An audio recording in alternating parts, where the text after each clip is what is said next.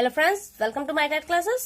Friends, आज हम पढ़ेंगे पृथ्वी और हमारा जीवन, जो क्लास 6 की बुक है। और इस बुक्स का जो हम पढ़ने वाले हैं वो 5वां टॉपिक है, जिसकी नाम है पृथ्वी की गतियां। फ्रेंड्स, आप सोच रहे हैं पता नहीं ये बुक्स हमारे काम की हैं भी या नहीं, ये सिर्फ हम यूं ही पढ़े जा रहे हैं। तो मैं इसका एग्जाम्पल आपको दे दूंगी कि ये बुक्स कितनी इंपॉर्टेंट है और खास तौर से ये टॉपिक आपके लिए कितना इंपॉर्टेंट है।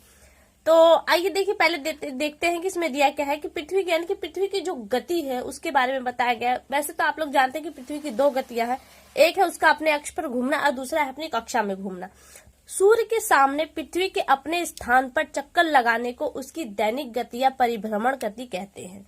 एक ये हुआ, और दूसरी जो गति है वो है पृथ्वी के सूर्य का एक पूरा चक्कर लगाने को उसकी वार्षिक गति या परिक्रमण गति कहते हैं।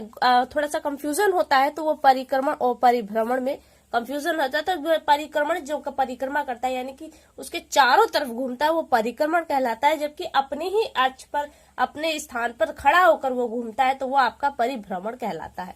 तो ये हो गई इसकी 2 गतियां। फिर दिया है कि जो पृथ्वी का परिभ्रमण है वो है पृथ्वी को सूर्य के अपने अक्ष पर एक चक्कर पूरा करने में 24 घंटे का समय लगता है, और यही समय उसके दैनिक दिया है कि दैनिक गति यानी कि दिन रात का होना किस गति के कारण है, तो वो उसी परिभ्रमण गति के कारण है।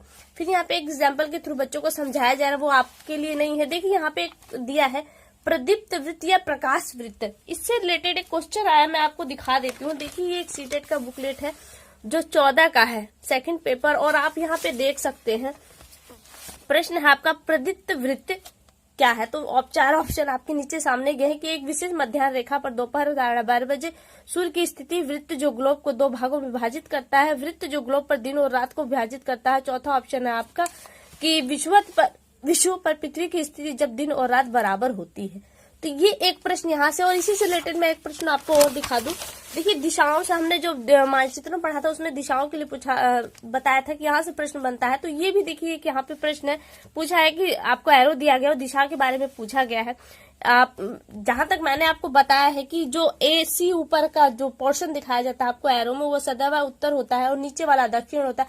और ऐसी कंडीशन जो B पोर्शन बनता है वो आपका पूर्व और A पोर्शन बनता है तो पश्चिम। तो यहाँ पे पूछा है A को दर्शाता है, तो A को आपको कौन सी दिशा दर्शाती है, तो वो पश्चिम दिशा दर्शाती है। तो ये देखिए इस बुकलेट से है। यहाँ पे भी एक क्वेश्चन है कि पृथ्वी का कथन पृथ्वी की स्थिति से संबंध रखता है, तो यहाँ पर भी कहीं ना कहीं इसका ये इसी टॉपिक से रिलेटेड क्वेश्चन है। एक और दूसरी बुकलेट मैं आपको वो भी दिखाती हूँ। देखिए मेरे पास एक और बुकलेट है, ये आपका 2012 का बुकलेट है, सेकंड पेपर है। और यहाँ पे देख सकते हैं कि पृथ्वी द्वारा सूर्य के चारों ओर घूमने को कहा जाता है, क्या कहा जाता है, ये पूछा जा रहा है। तो कक्षीय समतल, प्रदीप्त वृत्त, घूर्णन या परिक्रमण। मैंने कहा था कि पृथ्वी का सूर्य के चारों ओर चक्कर लगाना, ये सूर्य है इसके चारों तरफ जो चक्कर लगाना है ये आपका परिभ्रमण करता है। और ये पथ, इस पथ से भी क्वेश्चन में आया था कि इस पथ को क्या कहते हैं, तो इस पथ को कक्षा कहते हैं। ठीक है, इसी देखिए बुकलेट में एक और प्रश्न है, शायद मैं आपको दिखा सकूं। ये देखिए भारत का मानक देशांतर रेखा जो है वो कौन सी है, तो आपको पता है कि 82.5 देशांतर रेखा जो हमारे देश से गुजरती है उसी से हमारे भारत का मानक समय बनता है। तो यहाँ से जो आपका ऑप्शन बन रहा है वो ये वाला, यानी कि ऑप्शन 3 सही बन रहा है। तो इस तरह से क्वेश्चन देखिए आपके एग्जाम में आएंगे। हालांकि मैं इस पे सर्च करके देख भी चुकी, बहुत सारी बुकलेट्स मैंने उठाई हैं। हालांकि इस टॉपिक से रिलेटेड जो प्रश्न बनने के लायक थे वो मैं आपको दिखा देती हूँ।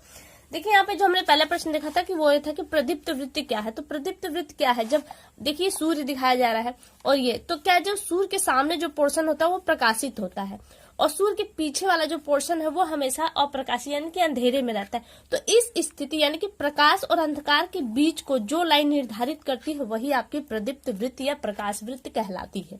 एक ऑप्शन ग्लोब पर, इसको एक बार पढ़ लेते हैं। ग्लोब पर वह वृत्त जो दिन और रात को विभाजित करता है उसे प्रदीप्त वृत्त या प्रकाश वृत्त कहते हैं। ठीक है फ्रेंड्स, क्लियर हुआ। अब आगे चलते हैं हम। फिर ये है कि ये पृथ्वी की जो घूमने का तरीका है वो आपको बताया जाए। तो यहाँ पे आपके लिए कोई खास चीज नहीं है, ये क्रियाकलाप है बच्चों के लिए है। पृथ्वी की वार्षिक गति या परिभ्रमण। पृथ्वी की वार्षिक गति क्या है, सूर्य का अपनी कक्षा में चक्कर लगाना, ये वार्षिक गति के अंदर, क्योंकि वो कितना वक्त लेता है, 365 से 1/4 का दिन लेता है। यहाँ पे ना सूर्य का एक चक्कर लगाने में पृथ्वी 365 दिन 6 घंटे का समय लेती है। इस कारण पृथ्वी पर एक वर्ष में 365 दिन का होता है, जिसका हिसाब कैलेंडर में रखते हैं। गणना की सुविधा के लिए 6 घंटे को हर 3 साल के बाद यानी कि चौथे साल उसे ऐड कर दिया जाता है और इसे हम लीप ईयर या अधिवर्ष के नाम से जानते हैं। ये हुआ आपका। फिर थोड़ी सी चर्चा है बच्चों के लिए और नीचे आपके लिए। फिर देखिए इंपॉर्टेंट है, यहाँ से भी प्रश्न बन सकता है। दिया है कि कब दिन और रात बराबर होते हैं, तो 21 मार्च को, ये देखिए 21 मार्च को यहाँ पे पृथ्वी की स्थिति को भी दिखाया गया है। 21 मार्च को दिन रात सर्वत्र बराबर होते और वहीं यहाँ पर 23 सितंबर को दिन और रात बराबर होते। यहाँ से भी एक प्रश्न आया था, पूछा गया था कि विषुव किसे कहते। तो हालांकि वो बुकलेट मेरे पास नहीं है कि मैं आपको दिखा सकूं। और दूसरा पॉइंट यहाँ पे देखिए, विषुव को हम पीछे भी देखेंगे। 21 जून को सबसे बड़ा दिन होता है, वहीं पे 23 दिसंबर को सबसे बड़ी रात होती है। आगे चलते हैं हम। आगे देखिए दिया गया है कि अभी जो हमने एक और क्वेश्चन देखा था, वहां पे देखा था कि पृथ्वी का सूर्य के चारों वार्षिक परिक्रमण कैसे करती है। तो इस चित्र को यहाँ पे दिखाया गया है और कहा है सूर्य को चक्कर लगाती है। इस स्थिति में पृथ्वी अपने कक्ष में हमने कहा था जिस पथ पर वो चलती है वो कक्षा कहलाती है या कक्ष कहलाती है, में सीधी न होकर क्या है 23.5 डिग्री झुकी हुई है और अपने कक्षीय समतल से वो कितने अंश का कोण बनाती है, 66.5 अंश का कोण बनाती है। ये पॉइंट भी ध्यान दीजिएगा। झुकी तो है 23.5 अंश, लेकिन अपने समतल कक्ष अगर वो एंगल बनाती है तो वो 66.5 अंश का कोण बनाती है। तो कहे पृथ्वी सूर्य की परिक्रमा वृत्ताकार न करके कैसे करता है, अंडाकार, जिसे हम दीर्घ वृत्तीय पथ कहते हैं। भू अक्ष सदा एक ही दिशा में झुका है, इसी कारण से 6 वर्ष महीने गोलार्ध और झुका होने के कारण 6 महीने गोलार्ध में सूर्य की स्थिति बराबर बनी रहती है। फिर आगे प्रयोग है जो बच्चों के लिए है। आगे देखिए एक और पॉइंट हम आपको दिखाते हैं। पृथ्वी अपने अक्ष पर 23.5 अंश झुकी है और ये इसका एक पोर्शन वो एक पैटर्न बना रहता है। उसके कारण होता क्या है कि पृथ्वी का जो एक ध्रुव है वो परमानेंटली 6 महीने उजाले में रहता है और वो दूसरा ध्रुव है वो परमानेंटली 6 महीने तक अंधेरे में रहता है। देखिए ये दिया गया ये सूर्य है, पृथ्वी अपने इसी अक्ष पे झुके होते हुए ही चक्कर लगाती है और वो ऐसे टर्न यहाँ से लगाती है। तो आप देख रहे हैं कि ये जो इतना पोर्शन है ये सदैव प्रकाशित रह जाता है। कब तक? जब तक ये इधर ना आ जाए। जब ये पोर्शन इधर आता है तो क्या होता है, ये प्रकाश के हिसाब प्रदीप्त के हिसाब से ये पोर्शन तो उजाले में होता है और ये पोर्शन अंधेरे में, तो जिसकी वजह से यहाँ पे अंधेरा होता है। और होता क्या है कि 6 महीने यहाँ पे अंधेरा और यहीं पे जब 21 जून वाली स्थिति में होता है तो 6 महीने इसे उजाला मिलता है। देखिए अब ये हो क्या, पृथ्वी अब का उत्तरी छोर एक सूर्य की तरफ झुका होने के कारण इस समय जो पृथ्वी की स्थिति बनती है वो उत्तरायण बनती है। लेकिन वही जब दक्षिण पोल सूर्य की ओर झुका होता है तो सूर्य की स्थिति को हम दक्षिणायन कहते हैं। ठीक है, ये भी पॉइंट आपका इंपॉर्टेंट बनता है। फिर आगे चलते हैं हम। आगे आपके वही दक्षिणायन दिया गया है जो मैं आपको बता चुकी हूँ। फिर आगे दिया है, देखिए आपके दिया है कि भूमध्य रेखा विषुवत वृत्त पर सूर्य की किरणों के सीधे पड़ने के कारण पूरी पृथ्वी दिन और रात बराबर होते हैं। इस स्थिति को विषुव कहते हैं। सीटेट के बुकलेट में ये भी था, लेकिन ये बुकलेट न होने की वजह से मैं आपको ये क्वेश्चन नहीं दिखा पा रही हूँ, लेकिन ये प्रश्न मुझे याद है अभी तक कि विषुव, उसमें पूछा गया था कि विषुव क्या है। तो विषुव क्या है, देखिए जब दिन और रात बराबर होते हैं तो उस स्थिति को हम विषुव कहते हैं।